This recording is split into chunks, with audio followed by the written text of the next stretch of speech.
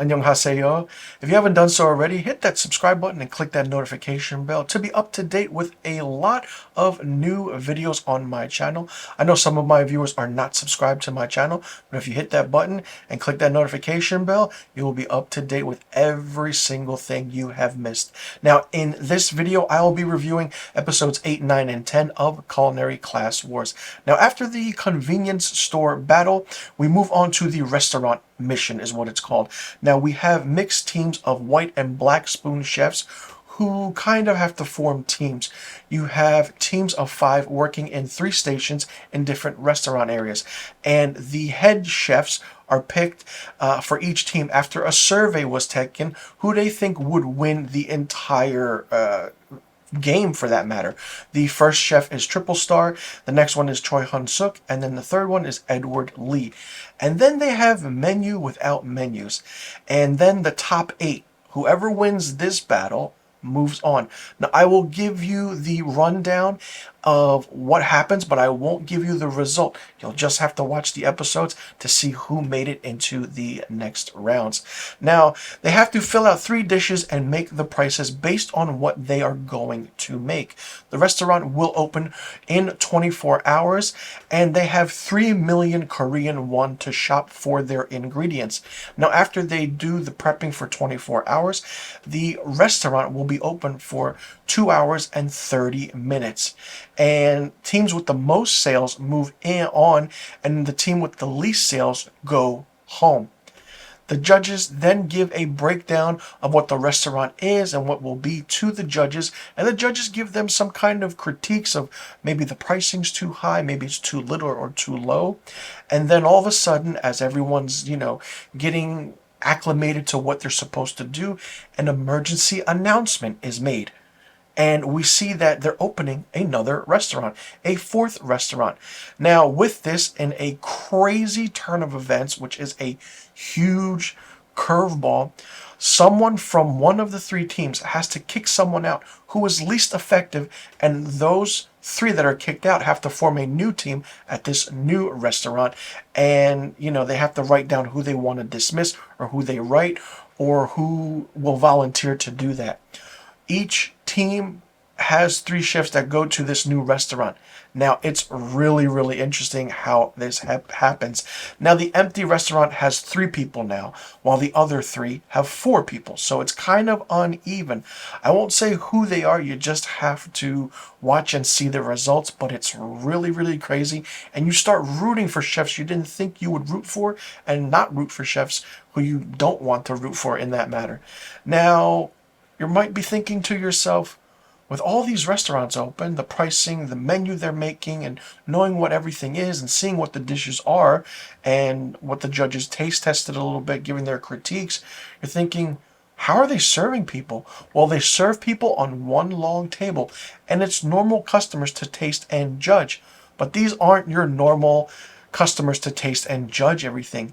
These are 20 mukbang content creators. And you see them, you know who they are. They have a YouTube channel, over 1 million, 2 million, 3 million subscribers, and you can see that. And then the announcement is made that they're given 1 million Korean won and choose any dish they want in order, and it's their choice. They can have the same meal over and over again, and whatever that may be. Now, it's a really fun back and forth. You see which restaurant's getting the most orders, which dish is getting the most orders, which dish is getting the least orders, and the least amount of, cooking time, prep time. The aspect of how the chef changes something real quickly because someone didn't like anything, and they're leaving one plate out, and it's like, all right, they're not finishing the dish, but what are they really doing, and why aren't they eating it? And it's like, oh, this is why. Sure, that chef changes something real quickly in his head and cooks it to a point where this ingredient becomes tender, more palatable, more tasty, more savory in a way. Now, the results are first place wins and move on, and last place is eliminated. And teams 2 through 3 are partially saved. So we have our first place winner and we have our last place losers, so to speak. And the team that's last place, they go home. Team that's first place, all right, what is happening? What is going on? And now we have the next round of what it is. Now we see that the people who advanced, now we have the top 8 chefs. And we have who will go down to 2 for the final round. And the first mission is Cook Your Life. It portrays a single dish that changed your life and what it transpires you to be, and then they give it to the judges for a taste test. It's 70 minutes to cook this dish, and judges give a score out of 100. So one judge might score a 90. The other judge might score a 90 as well. Combine that, it's 180. The highest score that moved on will be the one to get that first seat in the final 2. And that chef is really, really surprising. And then you realize what happens. It's like, oh, the next one who's in line moves on. No, they explained it perfectly where in this top 8 battle, there's 2 seats remaining. The first chef, and who gets the highest score of what that is, of judges' combined score, moves on. They seat. And then the last remaining chefs fight for that final seat to face this chef that won this first battle of the top 8. And in that one, it's called Endless Cooking Hell, which then concludes in episodes 11 and 12. This 3-episode arc was amazing, really, really good, really fun, in your face. You can see the chefs wanting to be there and just really, really cooking their heart out. You have fan favorites, you don't have fan favorites. It's like then you start in your head, you start thinking, all right, what is this chef going to get as a score? What is this? What is that? I predicted some of it. I got low, between 2 scores lower, score higher, low, in the middle. It worked really well. And when you see who the top chef is that scores the highest and moves on, you'll be really, really surprised. I do have my favorites. I did pick my favorite, and I'm curious to see if my favorite does win. I won't tell you who that is. I'll let you know in the finale of this if my chef did win. But it's just the fun of it, of the game and everything. You really, really focus on what you're watching.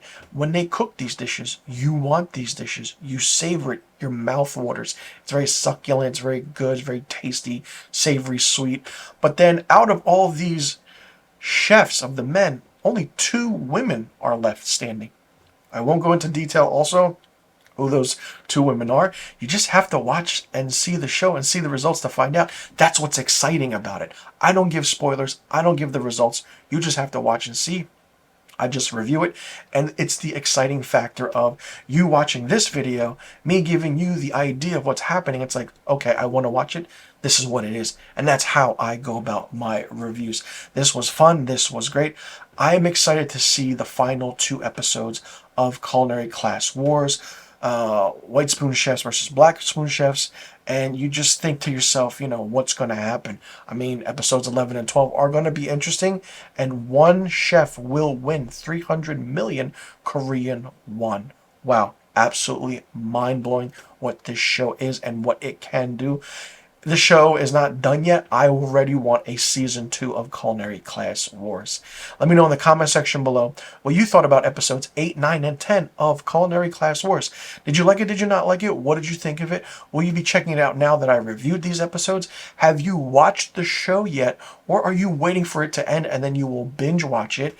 Who's your favorite chef? Who's your least favorite chef? Who is your pick to win everything? And has your chef survived so far? And what will you think happened in the final 2 episodes? Let me know in the comment section below about all the questions I just asked. I'm Mr. Filmstock. Thanks so much for tuning in.